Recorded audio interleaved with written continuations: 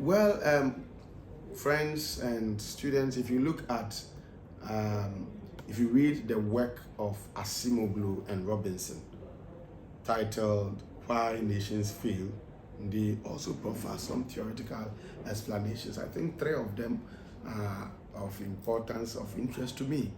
One of them is the knowledge theory. They said that knowledge and ignorance theory. They argue that we are not developed as a continent. Africa is underdeveloped simply because its leaders and its people don't know. They are ignorant. Sometimes it is true, and that people don't know.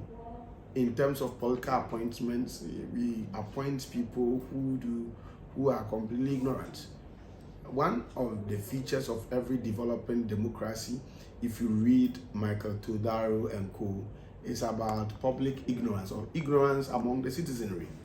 And so it is true that if people are ignorant, they are unable to subject their government to strict rules and to demand accountability. They are unable to play any meaningful watchdog roles. They just allow themselves to be polarized on partisan grounds, and they are unable to appreciate how things work elsewhere to be used as a basis to demand that the right thing be done for them. They are ignorant. And if leaders are also not too socialized about the dogmas of development, if leaders are ignorant about how things happen elsewhere, and they themselves, they are not so much open-minded and knowledgeable, it also affects the kind of policies that they introduce to bring about development. So the ignorance and knowledge theory is also some explanatory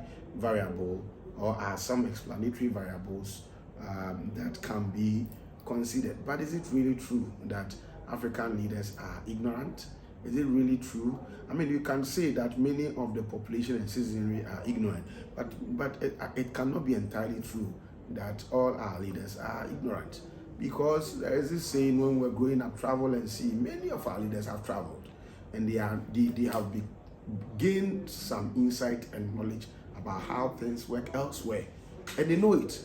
It is just the sheer incompetence and lack of political will to bring about the implementation of what has been learned from outside to our current situation that is plaguing our underdevelopment. They don't mean well, and it's not that they don't know. They know. They've all traveled before. They know what happens elsewhere. They are knowledgeable about how things work elsewhere, but they don't have the political will to implement what they have gone to study or they've gone to see in other people's country.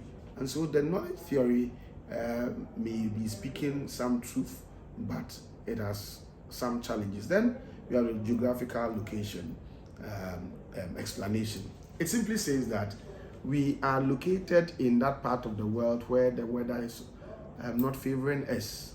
Our weather is very hot, and this hot weather is always undermining productivity. This hot weather is always serving us or producing the environment for the breeding of mosquitoes, who are always biting us and infecting us with malaria. And so you see, if the weather is very hot, you do a little work and then you are tired. If the weather is very hot, you do a little serious or hard work and you feel drained. That is the reason why when people are working out, when people are going on jogging and all that, they prefer to go early in the morning where the weather is not too hot, the sun is not on. Because if the weather is cold, you can do a lot of stressful exercises for your body without feeling drained and tired, immediately. To take a lot of time and a lot of exercises to be able to feel that drained and tired. But in that part of the world, it appears that